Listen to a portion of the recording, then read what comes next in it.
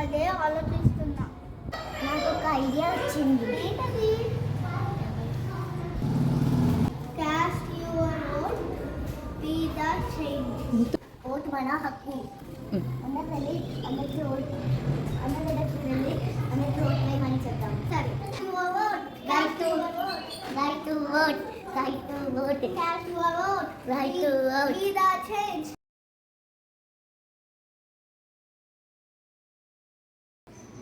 Caste your vote. హక్కు.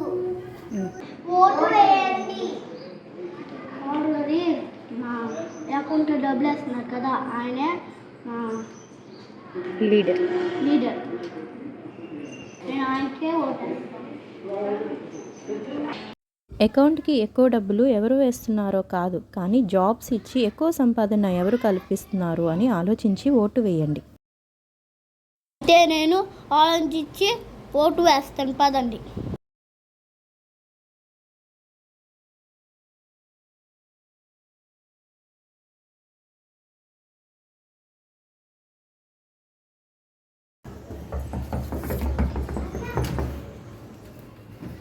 అక్కయ్య అది వచ్చారు చూడు.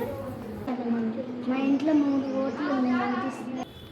ఓహో, ఎక్కువ డబ్బులు ఎవరిస్తే వాళ్ళకి ఓటు వేస్తారా? కానీ వాళ్ళు మన దగ్గర దోచిన డబ్బునే మనకిస్తున్నారని ఎందుకు థింక్ చేయరు? ఇదంతా నాకు తెలీదు. అయితే నేను కూడా మీతో వస్తా.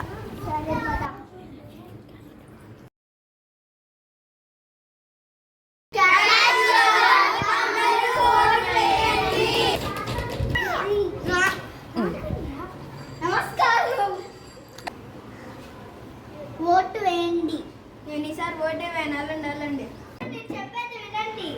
ఓటు వేయకపోతే మనం ఎగ్జామ్ అటెండ్ అయ్యి పేపర్లో ఏమీ రాయకుండా ఇన్విజిలేటర్ చేతిలో మన పేపర్ పెట్టేసినట్టే. మన ఫ్యూచర్ ఏమవుతుందో మనకే తెలియదు కదా. సరే, నేను